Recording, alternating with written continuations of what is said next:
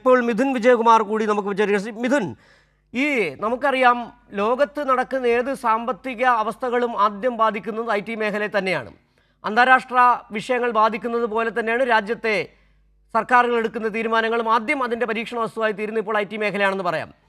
സ്വാഭാവികമായും ഈ കോറോ ഹെൽത്തിലെ നേരത്തെ ദീപക് പച്ച പറഞ്ഞതുപോലെ തന്നെ 24,000 കോടിയുടെ റവന്യൂ ഉള്ള ഒരു കമ്പനിയാണ് വളരെ പെട്ടെന്ന് തന്നെ ഒരു മെഗാഫോൺ ഒരു അറിയിപ്പിലൂടെ തന്നെ 800 ജീവനക്കാരെ പിരിച്ചുവിടുന്നത്. അങ്ങനെ പിരിച്ചുവിടാൻ അവർക്ക് എങ്ങനെ ധൈര്യം വന്നു എന്നാണ് നേരത്തെ ജോർജ് ജോസഫ് ചോദിച്ച ചോദ്യം. അതിന് സ്വാഭാവികമായും രാജ്യത്തെ നിയമം ലേബർ കോഡ് വന്നു.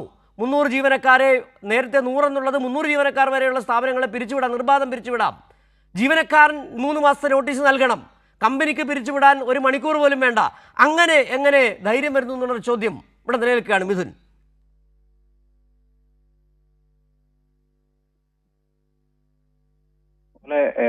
എംപ്ലോയീസിന് നേരെയുള്ള ചില കമ്പനികളുടെ പെരുമാറ്റം, എല്ലാ കമ്പനികളുടെയും ഞാൻ പറയില്ല, ചില കമ്പനികളുടെ പെരുമാറ്റം അതിന് ഒരു ലീഗൽ ഷീൽഡായിട്ട് നിയമം മാറിയിട്ടുണ്ടാകും. പക്ഷെ അതേസമയം നമ്മൾ അതിന്റെ മറ്റൊരു വശം നോക്കുകയാണെങ്കിൽ പണ്ട് 100 വർക്ക്, അതായത് ഈ 100 വർക്കേഴ്സ് എന്ന ത്രെഷോൾഡ് ആയിരുന്നു ആദ്യം ഉണ്ടായിരുന്നത്. അതിപ്പോ 300 കൂട്ടിയിട്ടുണ്ട്. പക്ഷെ അങ്ങനെ നോക്കുമ്പോൾ ഈ SBI റിസർച്ച് പോലുള്ള സ്ഥാപനങ്ങളുടെ റിസർച്ച് അനുസരിച്ച് അത് കൂടുതൽ എംപ്ലോയ്മെന്റ് ഓപ്പർച്യൂണിറ്റീസ് ഉണ്ടായിട്ടുണ്ട്. കാരണം പണ്ടത്തെ കമ്പനികൾ ചെയ്തുകൊണ്ടിരുന്ന ഒരു കാര്യം ഇപ്പം അവർക്ക് എക്സ്പാൻഡ് ചെയ്യണമെങ്കിൽ അവര് എന്താ പറയുക, ഇപ്പൊ ഈ സ്മോൾ സ്കെയിൽ ആയിട്ടുള്ള കമ്പനീസ് ഒക്കെ തന്നെ അവരുടെ വർക്ക് ഫോഴ്സിനെ സ്പ്ലിറ്റ് ചെയ്തുകൊണ്ട് മൾട്ടിപ്പിൾ യൂണിറ്റ്സ് ആയിട്ടായിരുന്നു അവർ ഓപ്പറേറ്റ് ചെയ്തുകൊണ്ടിരുന്നത്. അപ്പൊ അത് അവർക്ക് ഉണ്ടാക്കിയിരുന്ന പല തരത്തിലുള്ള ഡിഫിക്കൽട്ടി, അങ്ങനത്തെ കാര്യങ്ങളൊക്കെ ഉണ്ടായിരുന്നു. പക്ഷെ ഇപ്പൊ എന്താ വെച്ചാല് വർക്ക് ഫോഴ്സിനെ കൂട്ടാനുള്ള ഒരു അവസരം കൂടെ കമ്പനികൾക്കുണ്ട്. അപ്പൊ അത് എന്തുകൊണ്ടെന്ന് വെച്ചാൽ അവർക്ക് ഇപ്പൊ എന്താ പറയാ മാസീവ് ഹയറിങ്സ് നടത്താൻ പറ്റും. പക്ഷെ അതേപോലെ തന്നെ മാസീവ് ഫയറിംഗ് നടക്കുന്നുണ്ട് കേട്ടോ, അതില്ലാതെ ഞാൻ പറയുന്നില്ല. അപ്പൊ ഇതിന്റെ രണ്ട് ഭാഗങ്ങളും നമ്മൾ നോക്കുകയാണെങ്കിൽ അതിൽ ബെനിഫിറ്റ്സ് ഒരു ഭാഗത്തുണ്ട്, മറുഭാഗത്ത് വലിയ രീതിയിലുള്ള അതിന്റെ നെഗറ്റീവ്സ് ഉണ്ട്. അപ്പൊ രണ്ടും നമ്മൾ വാല്യൂ ചെയ്തുകൊണ്ട് തന്നെ പോകണം.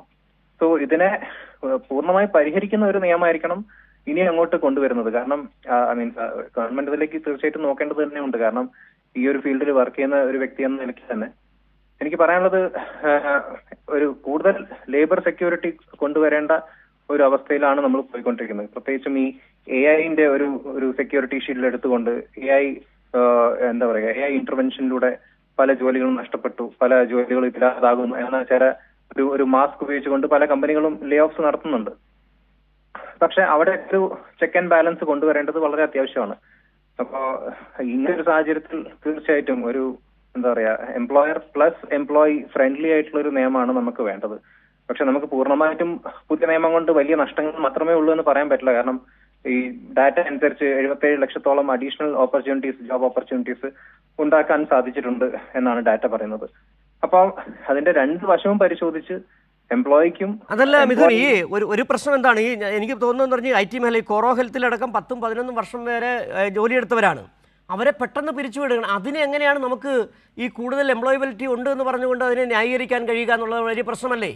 കാരണം ഈ നിലവിലുള്ള തൊഴിലാളികളെ ഒരു ജീവിതകാലം മൊത്തം 10-15 വർഷം വരെ അധ്വാനിച്ചവരെ വളരെ പെട്ടെന്ന് ഒരു ദിവസം ഒരു മൈക്രോഫോണിലൂടെ, ഒരു മെഗാഫോണിലൂടെ വിളിച്ചു പറഞ്ഞ് ഒഴിവാക്കുക എന്ന് പറഞ്ഞാൽ അതിനെ എങ്ങനെ ന്യായീകരിക്കാൻ, നീതീകരിക്കാനും എത്ര തൊഴിൽ സാധ്യത കൂട്ടിയെന്ന് പറഞ്ഞാൽ എങ്ങനെ കഴിയും? അതാണ് ചോദ്യം.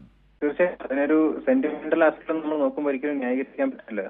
പക്ഷെ മനസ്സിലാക്കേണ്ട ഒരു കാര്യം, ഇപ്പൊ നിങ്ങൾ നോക്കുകയാണെങ്കിൽ ഈ പണ്ടത്തെ ഒരു ഇൻഡസ്ട്രിയൽ റവല്യൂഷനോ അല്ലെങ്കിൽ പേഴ്സണൽ കമ്പ്യൂട്ടർ വന്ന സമയത്തുണ്ടായ ഒരു ചേഞ്ച് ഒക്കെ നമ്മൾ നോക്കുകയാണെങ്കിൽ അത് വളരെ ഗ്രാജുവൽ ആയിരുന്നു.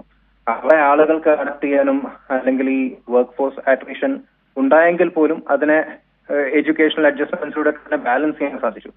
പക്ഷെ ഇപ്പം കഴിഞ്ഞ കുറച്ച് വർഷങ്ങളെടുത്ത് നോക്കുകയാണെങ്കിൽ ഇപ്പം ഈ എന്താ പറയുക, ഒരു പേഴ്സണൽ കമ്പ്യൂട്ടർ വന്ന സമയത്തെ ഒരു ടെക്നോളജിക്കൽ അഡ്വാൻസ്മെന്റ് നമ്മൾ X എന്ന് പറയുകയാണെങ്കിൽ ഇപ്പൊ അത് 10x 100x ഒന്നുമല്ല, ഒരു 1000 ആണ്. നമ്മൾ 3 മാസം കഴിഞ്ഞാൽ കാണുന്ന ചേഞ്ച് വളരെ വലുതാണ്. അപ്പൊ അതാണ് AI കൊണ്ടുവന്ന ചേഞ്ച്. അപ്പൊ അതിനോട് അഡാപ്റ്റ് ആവാൻ നമുക്കൊരു ഒരു എന്താ പറയുക, ഇൻഫ്രാസ്ട്രക്ചർ നമ്മുടെ എഡ്യൂക്കേഷൻ ലെവലിൽ അല്ലെ മറ്റ് പല ആസ്പെക്ട്സിലും നമുക്ക് അതിനോട് അഡാപ്റ്റ് ആവാൻ പറ്റുന്നില്ല. അപ്പം ഈ പറഞ്ഞ ലേ ഓഫ്സ് അവിടെ നടക്കുന്നു. പക്ഷെ ഇനിയിപ്പോ ഒരു കമ്പനി അങ്ങനെ ലേ ഓഫ് ചെയ്യുന്നില്ല. അവർ ഒരു സെന്റിമെന്റൽ ആസ്പെക്ടിൽ അവരുടെ പഴയ എംപ്ലോയീസിനെ റിറ്റൈൻ ചെയ്യുകയാണെങ്കിൽ തന്നെ അവര് കോമ്പറ്റീഷൻ വളരെ പിന്തള്ളപ്പെട്ടു പോകും. രണ്ട് വശമുണ്ട്. അപ്പൊ ഇതിന്റെ ഏത് വശമാണ് നമുക്ക് ജസ്റ്റിഫൈ ചെയ്യാൻ പറ്റുക? ഒരു ഭാഗത്ത് ആ കമ്പനി നശിച്ചുകൊണ്ട് ഒരു പക്ഷേ എംപ്ലോയീസിനെ അവർ പ്രൊട്ടക്ട് ചെയ്യേണ്ടി വരും. അല്ല എങ്കിൽ ബാലൻസ്ഡ് ആയിട്ടുള്ള ഒരു അപ്സ്കെയിലിംഗ് പ്രോസസ്സിന് ഇപ്പൊ അവർ അഡാപ്റ്റ് ചെയ്യുകയാണെങ്കിൽ പോലും എന്താ പറയുക, ഒരു ഗ്രാജുവൽ ടൈം എടുത്തുകൊണ്ട് ഒരു അപ്സ്കെയിലിംഗ് പ്രോസസ്സുകൾ പോവുകയാണ്. ഈ പറഞ്ഞ പഴയ ആളുകൾ പുതിയ രീതിയിലേക്ക് അഡാപ്റ്റ് ആവാൻ കൊടുക്കുകയാണ്. അങ്ങനെയൊക്കെ ചെയ്താൽ പോലും അവരുടെ കോമ്പറ്റീറ്റേഴ്സ് ഒരു പക്ഷെ അവരെ എന്താ പറയാ ഒരുപാട് പിന്നോട്ടാക്കിയിട്ടുണ്ടാവും. അപ്പൊ അങ്ങനെ നോക്കിക്കഴിഞ്ഞാൽ ഇതിന്റെ ശരിയും തെറ്റും എന്ന് നമുക്ക് പ്രവചിക്കാൻ പറ്റില്ല. ഇതിൽ എന്താണ് ശരി എന്താണെന്ന് പറയാൻ പറ്റാത്തൊരവസ്ഥയിലൂടെ പോകുന്നു. അപ്പൊ ഈ ഒരു റാപ്പിഡ് ചേഞ്ചുമായിട്ട് പൊരുത്തപ്പെട്ടു പോകുന്ന രീതിയിലുള്ള എംപ്ലോയി ഫ്രണ്ട്ലി ആയിട്ടുള്ള നിയമങ്ങൾ, പക്ഷെ അതേ സമയത്ത് എംപ്ലോയർ ഫ്രണ്ട്ലി ആയിട്ടുള്ള നിയമങ്ങളും വേണം. കാരണം ഇൻഡസ്ട്രീസ് തകരുന്നു, അല്ലെങ്കിൽ കമ്പനീസിന് എന്താ പറയുക ഈ ഒരു സ്പീഡായിട്ട് പേസ് ചെയ്യാൻ ഈ ഒരു സ്പീഡായിട്ട് പിടിച്ചു നിൽക്കാൻ പറ്റുന്നില്ല എങ്കിൽ അവിടെ വലിയ രീതിയിലുള്ള കൊളാപ്സ് മറുഭാഗത്തും ഉണ്ടാവും. അപ്പൊ ഇതിനെ രണ്ടിനെയും ബാലൻസ് ചെയ്യുന്നതായിരിക്കും നമ്മുടെ നിയമം എന്നാണ് എനിക്ക് പറയാനുള്ളത്.